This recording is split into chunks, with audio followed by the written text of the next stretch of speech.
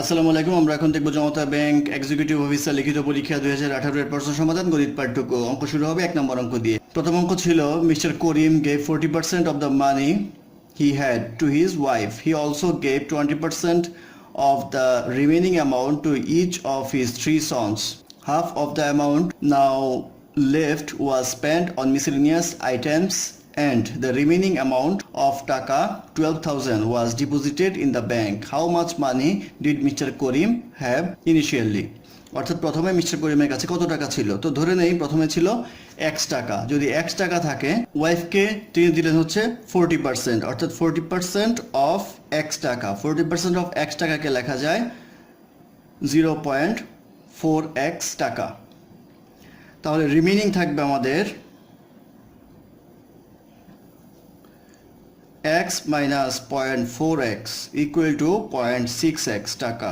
তো 0.6x টাকা হচ্ছে রিমেইনিং টাকা। এখন বলা হচ্ছে 20% করে তার 3 সনকে দিল। তো 3 সনকে যদি 20% করে দেয় তাহলে টোটাল 60% টাকা সনের পিছনে স্পেন্ড হবে। তো 60% টাকা যদি সনের জন্য যায় তো 60% অফ যাবে হচ্ছে এই রিমেইনিং অ্যামাউন্টেরটা। রিমেইনিং অ্যামাউন্ট হচ্ছে 0.6x ইকুয়াল টু আসবে 0.36x টাকা। তো এই টাকা যাবে হচ্ছে 3 পুত্রের পিছনে। তো এখন বাকি যে আবার রিমেইনিং থাকবে, রিমেইনিং অ্যামাউন্ট থাকবে হচ্ছে এই 0.6x মাইনাস 0.36x টাকা। এই টাকাটা থাকবে হচ্ছে রিমেইনিং, কারণ এখান থেকে 3 সনের টাকাটা বাদ দিতে হবে।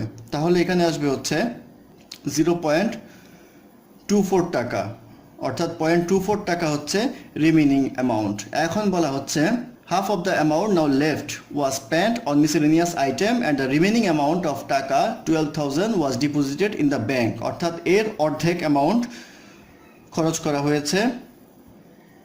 তাহলে এর অর্ধেক অ্যামাউন্ট আসবে 0.12, তাহলে রিমেইনিং থাকবে 0.12x। 0.12x হচ্ছে এখন রিমেইনিং অ্যামাউন্টটা। এই রিমেইনিং অ্যামাউন্টের সমান বলা হচ্ছে তার কাছে বাকি থাকে হলো 12,000 টাকা। তাহলে আমরা লিখতে পারি 0.12x ইকুয়াল টু 12,000, বা x ইকুয়াল টু লেখা যায় 12,000 divided by 0.12 equal to 1 lakh টাকা। অর্থাৎ 1 লাখ টাকা হবে তার ইনিশিয়াল স্টেজের টাকাটা, অর্থাৎ প্রথমে তার কাছে 1 লাখ টাকা ছিল। এটি হবে এই কোশ্চেনের answer.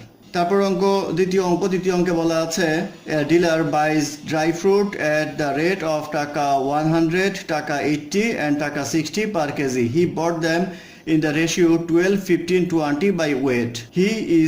He in total gets 20% profit by selling the first 2, and at last he found that he had no gain or loss in the selling the whole quantity which he had.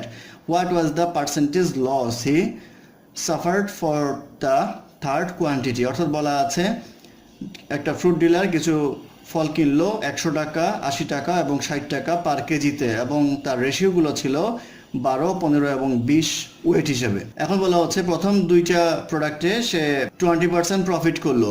এখন তৃতীয় প্রোডাক্টে কত percent loss করলে তার profit loss কিছুই হবে না, সেটা জানতে চাওয়া হয়েছে। তো আমরা ধরে নেই যে প্রথমটা কিনলো 100 টাকা করে, তারপরটা 80 টাকা করে, তারপরটা 60 টাকা করে।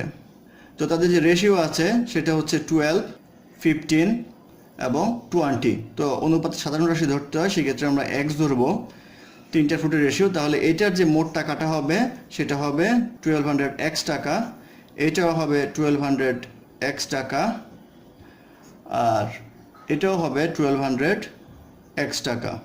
অর্থাৎ এত টাকা সে কিনলো।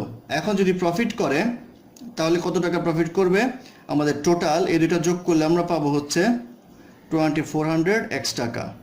তাহলে 20% প্রফিট, তাহলে 20% অফ 2400x ইকুয়াল টু আসবে 480x টাকা।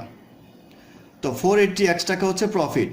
এই দুটো থেকে প্রফিটটা আসলো, আর বলছে এখানে কত টাকা লস করতে হবে। তো প্রফিটের মূল টাকা যদি 480x টাকা হয় তাহলে এখানে 480x টাকা লস করতে হবে। তাহলে এটার যদি লসের পার্সেন্টেজ বের করি তাহলে 480x টাকা লস করতে হবে আমার 1200x টাকার মধ্যে। তাহলে পার্সেন্টেজ করলে ইনটু আসবে 100, তাহলে এটা করলে আসবে হচ্ছে 40%, অর্থাৎ 40% হবে ইকুয়েশনের অ্যান্সার। অর্থাৎ প্রথম দুইটাতে সে যদি 20% করে লাভ করে, তাহলে তৃতীয়টাতে তার 40% লস করতে হবে, তাহলে তার লাভ লস কিছুই হবে না, সেই ক্ষেত্রে 40% হবে ইকুয়েশনের অ্যান্সার। তারপরে অঙ্ক 3 নাম্বারটা বলা আছে ইন এ বিজনেস ইনভেস্ট টাকা 600 more than B, the capital of B remained invested for 7.5 months while the capital A remained invested for 2 more months. If the total profit B taka 620 and B gets taka 140 less than that A gets, then what will be the amount of S capital? বলা আছে A invest করলো B এর চেয়ে 600 টাকা বেশি এবং B invest করলো 7.5 month এবং A ইনভেস্ট করলো অতিরিক্ত 2 মাস অর্থাৎ 9.5 মান্থ।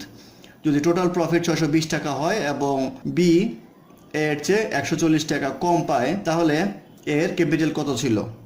এখন আমরা ধরে নেই এর ক্যাপিটাল হচ্ছে x প্লাস 600 টাকা, তাহলে বি এর ক্যাপিটাল হবে x টাকা, কারণ এখানে বলা আছে এর ক্যাপিটাল বি এর চেয়ে 600 টাকা বেশি। আর এর যে ইনভেস্টমেন্ট, বি এর যে ইনভেস্টমেন্ট সেটা হচ্ছে 7.5 মান্থের জন্য, আর এর যে ইনভেস্টমেন্ট সেটা হচ্ছে এখান থেকে 2 মাস বেশি, সেই ক্ষেত্রে এটা হবে 9.5 মান্থের জন্য।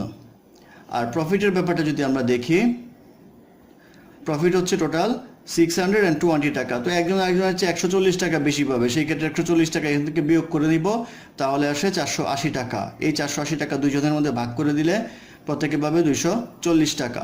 তাহলে বলা হচ্ছে এখানে এ বি এর চেয়ে 200, তাহলে এখানে বলা হচ্ছে এ বি এর চেয়ে 140 টাকা বেশি পাবে, সেই ক্ষেত্রে একজন পাবে 240 আর একজন পাবে 240 প্লাস 140 ইকুয়াল টু 380 টাকা। তাহলে আমরা বলতে পারি এ পাবে হচ্ছে 380 টাকা আর বি পাবে হচ্ছে 240 টাকা।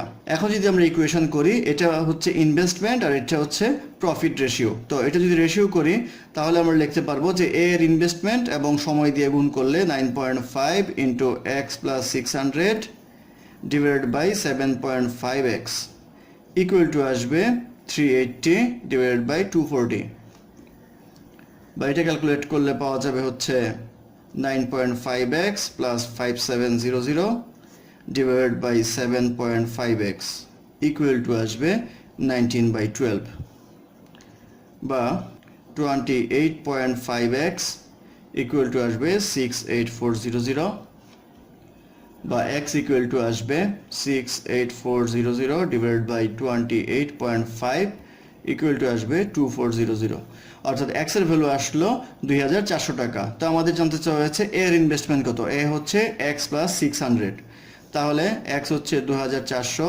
প্লাস 600 ইকুয়াল টু আসবে 3000, অর্থাৎ 3000 টাকা হচ্ছে এর ক্যাপিটাল। এই 3000 টাকা হবে ইকুয়েশনের আনসার। ধন্যবাদ আমাদের সাথে থাকার জন্য। আমাদের চ্যানেলটি ভালো লাগলে অবশ্যই সাবস্ক্রাইব করবেন, লাইক কমেন্ট এবং শেয়ার করবেন, এবং আপনাদের বন্ধুদের অবশ্যই আমাদের চ্যানেলটা দেখতে বলবেন।